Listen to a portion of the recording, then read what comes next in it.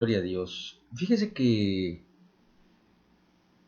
hace unas horas estaba yo platicando con el hermano Jorge respecto de algo que me hizo reflexionar y pasaron ciertas cosas en la tarde, en la noche.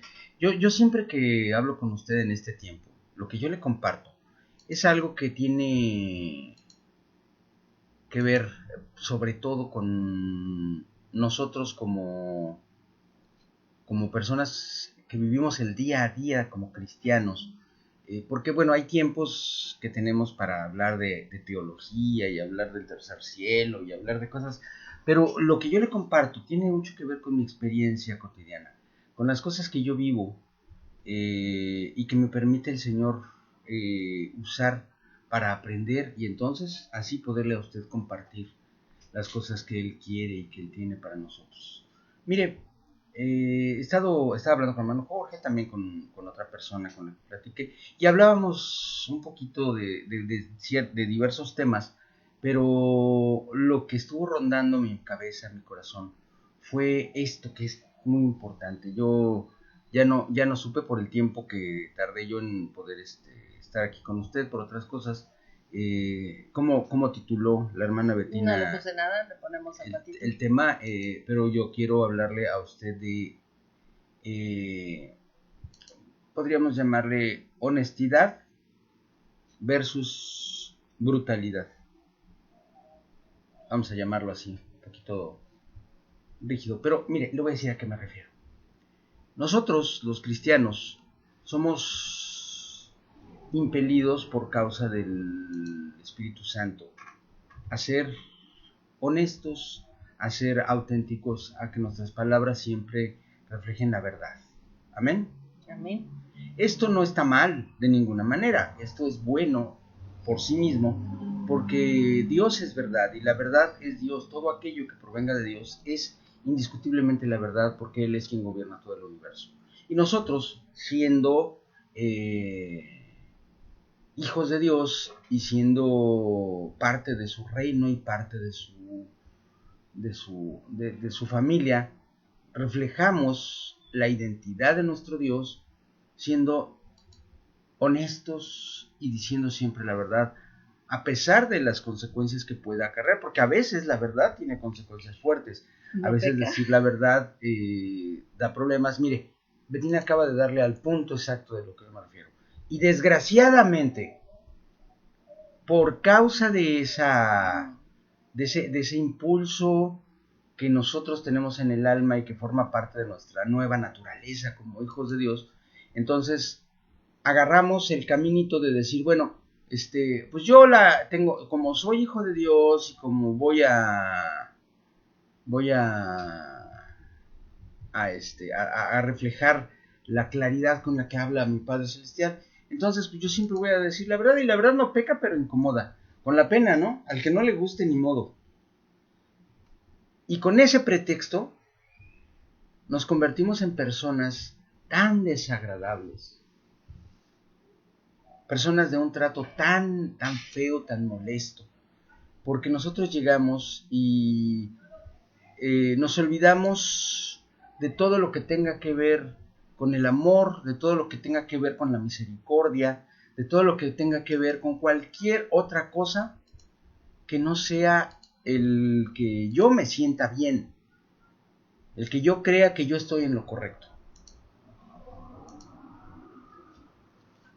Es una situación complicada porque ciertamente las personas que nos decimos cristianos, que nos decimos hijos de Dios, que nos decimos miembros de la familia del Señor, hemos sido llamados a muchas cosas. Y sabe que dentro del ámbito de nuestra personalidad restaurada por Dios, hay jerarquías, las jerarquías que el Señor siempre tuvo presentes en el trato con las personas. ¿A qué me refiero? Jerárquicamente, ¿cuál es la indicación más clara que hace el Señor? Jesús fue cuestionado. La intención era tropezarlo, pero el Señor contestó con palabra de sabiduría y poder cuando le preguntaron, dinos, ¿cuál es el primero y grande mandamiento? Y el Señor, cuando contestó, no les contestó lo que les preguntó, porque les dijo 2 mandamientos, no 1. Él les dijo, el primero y grande mandamiento es este, el más grande de todos. Amarás al Señor tu Dios por sobre todas las cosas, con todo tu corazón, con toda tu mente y con todas tus fuerzas. Y con esta palabra sola, que hubiera quedado así, a nosotros nos habría dado licencia para actuar de una forma absolutamente incontrolada por causa de lo que nosotros decimos, el amor a Dios. ¿Y sabe qué? Muchos nos quedamos ahí.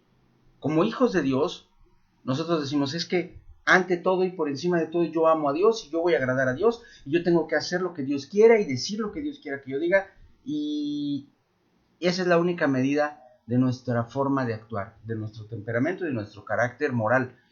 El carácter moral es aquel con el cual nosotros interactuamos con los demás. Pero el Señor no se calló. El Señor dijo esta primera palabra y luego dijo, y el segundo es semejante a este. La palabra semejante nosotros tenemos que tenerla bien clara. La semejanza es algo que hace que 2 cosas tengan la misma apariencia o en este caso el mismo nivel de importancia. No estamos hablando de un mandamiento ligeramente menor o que está por abajo de estos 2 mandamientos. El Señor los estableció como la más alta jerarquía de las órdenes que Dios nos da. Son mandamientos. Entonces, la primera y más importante orden que Dios nos da está compuesta de 2 mandamientos, no de uno. El primero de ellos es, amarás al Señor tu Dios por encima de todo. Y el segundo mandamiento, que tiene la misma jerarquía, es, amarás a tu prójimo como a ti mismo. Amarás a tu prójimo como a ti mismo. ¿Qué quiere decir esto? Que estamos nosotros obligados por la obediencia a Dios a no hacer nunca con nadie como no quisiéramos que nos hicieran a nosotros. A actuar siempre con otro como si fuera yo mismo. Y esto, amados hermanos, cambia todo el panorama. Y nosotros muchas veces no tenemos presencia de esto. Hay cosas que hacemos en el nombre de Dios. Hay cosas que hacemos por amor a Dios. Hay cosas que los seres humanos hemos hecho a lo largo de la historia de la humanidad en el nombre de Dios, siendo supuestamente fieles al primero de los mandamientos, pero ignorando el segundo. Aquel que a nosotros, a usted y a mí, nos obliga, porque es una orden de Dios, a cuidar el corazón, a cuidar la mente, a cuidar el alma, a cuidar el espíritu y aún el cuerpo de todos aquellos que nos rodean, de los que están a nuestro lado. De otra forma, no estamos cumpliendo con la voluntad divina. De otra manera, simplemente estamos nosotros alimentando nuestro ego queriendo quedar bien con Dios. Muchas veces se escucha decir entre aquellos que sirven a Dios, decimos así con toda la soberbia del mundo, es que yo no sirvo a ningún hombre, yo sirvo a Dios. Cuando el Señor Jesucristo nos dio ejemplo de servicio incondicional a gente tan malvada como yo que soy la causa por la cual Cristo Jesús fue crucificado. Y sin embargo el Señor estuvo dispuesto a servirme hasta dar su vida por mí. Y la palabra de Dios, dígame usted por favor, ¿quién leyendo la palabra de Jesucristo en los evangelios se siente ofendido o se siente lastimado o se siente agredido? No, ¿verdad? La lectura de las palabras de Jesús en los evangelios nos reconfortan, nos consuelan, nos fortalecen, nos impulsan a caminar por sendas de justicia y por sendas de paz. Nos llevan a pastos verdes, aguas frescas. Y sin embargo, la palabra de Jesús siempre fue verdadera. Él no decía mentiras para convivir, Él no decía mentiras para quedar bien, Él no decía mentiras para que nos sintiéramos a gusto. Él siempre dijo la verdad absoluta y radicalmente la verdad, porque Él es Dios. Y sin embargo, en sus palabras siempre había amor. En sus palabras siempre había cuidado. Siempre enseñaba, ministraba, consolaba, dirigía y reprendía con la intención de sanar el corazón, con la intención de llevarnos a una mejor forma de ver y de vivir lo que éramos nosotros, y nos fue transformando y nos va transformando todos los días en una versión mejor de nosotros mismos, sin enajenarnos, sin establecer sobre nosotros un dominio tiránico, sino por el contrario, amándonos como somos y transformando como somos hasta llevarnos a ser semejantes a Él. Ahora, ¿qué hacemos nosotros, su iglesia? ¿Qué hacemos nosotros, sus hijos, cuando confrontamos al hermano o a la hermana que ha caído, al hermano o a la hermana que todavía es débil en la fe, que todavía es joven en la fe? ¿Y qué hacemos cuando confrontamos a aquel que nosotros consideramos, no, es que este es un pecador, este no conoce de Dios? ¿Hacemos lo que hizo Jesús? ¿O utilizamos como pretexto lo que nosotros consideramos nuestra propia santidad para menospreciar, para lastimar, para exponer el error ajeno?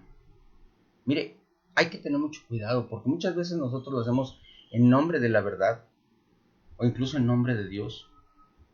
Pero eso que le estoy hablando, cuando le digo lo hacemos, le estoy hablando de manera literal y directa. No estoy de ninguna manera hablando retóricamente para acusarle a usted o para confrontarlo a usted. Estoy hablando de mí, porque todos lo hacemos a menudo, con frecuencia. Porque no estamos conscientes, no estamos actuando conscientemente al meditar. Bueno, este tiempo, este modo, esta forma de decir las cosas, que ciertamente son verdad y que son necesarias y que es un consejo sabio y que es una palabra que debería hacer que la persona que me está escuchando reflexione y se dé cuenta de lo que está mal. Esto que estoy diciendo tiene el sello del amor de Jesucristo, ¿o no? Aún en el púlpito, amados y amadas, si alguno de ustedes que me escucha ha tenido el privilegio que Dios nos da a algunos de poder hablarle a la congregación, aún en el púlpito, Jesús acaso en el sermón del monte, Jesús acaso hablando en las plazas, en las calles, hablando en público a multitudes, se escudaba en el hecho de que la iglesia no tenía un solo rostro y era fácil hablar, y fue cruel? No, ¿verdad?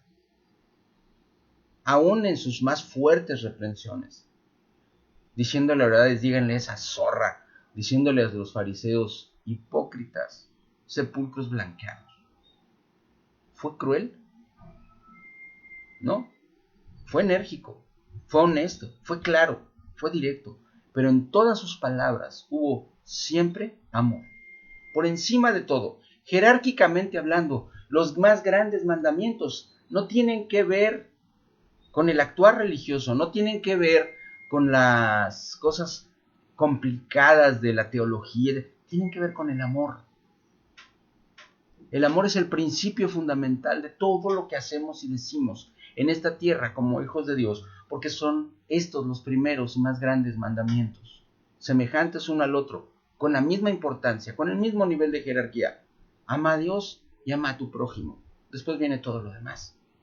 Y entonces todo lo demás está pintado, está teñido, tiene el color de la sangre de Cristo derramada en la cruz del Calvario por amor a usted, por encima de todo. Cuando usted vaya a abrir sus labios para sembrar la verdad, para establecer el reino de Dios, recuerde esto, téngalo presente. Por encima de todo, antes que todo, ame como fue amado. Hable como le habló Jesús. Toque los corazones como Jesús toca su corazón. El dolor y la tristeza que a veces provocan nuestras palabras no edifican, amados, no edifican. porque la edificación de Dios está fundada en el amor. Por supuesto que a veces incomoda, como decía la hermana Betina, pero una incomodidad que te hace sentir el peso de tu pecado no es lo mismo que una incomodidad que te hace sentir que ya no quieres volver a ver al que te está hablando. Ninguna persona debería sentir lo que muchas personas sienten, que es aversión a la iglesia, que es que no quisieran pararse en una iglesia cristiana, o que no quieren volver a su propia iglesia, porque dicen, es que fuimos lastimados. Claro que hay quienes usan esto como pretexto. No estoy hablando de ello, estoy hablando de que hay gente que honestamente se ha sentido lastimada. ¿Por qué? Porque nos falta tener cuidado en nuestra propia obediencia a Dios. Y tratando de hacer que la gente obedezca a Dios, lo desobedecemos hablando sin el amor de Cristo que mora en nosotros y que es aquel que realmente nos da palabras transformadoras, palabras que edifican. Piénselo, medite en ello todo el tiempo, cada vez que abra la boca. Y no estoy hablando solamente de sus tiempos de ministerio. Estoy hablando de cuando habla con su esposa, con su esposo, con su novio, con su novia, con sus hijos, con sus hermanos, con el vecino, con la vecina, con cada una de las personas con las que nos topamos. Que tus labios reflejen ante todo y por encima de todo el amor a Dios que tú tienes y el amor a la persona que está frente a ti que tú deberías reflejar, porque no es un amor que tú hayas edificado, sino es el amor de Cristo que te llenó y da de gracia lo que recibiste de gracia. Medita en ello, piensa.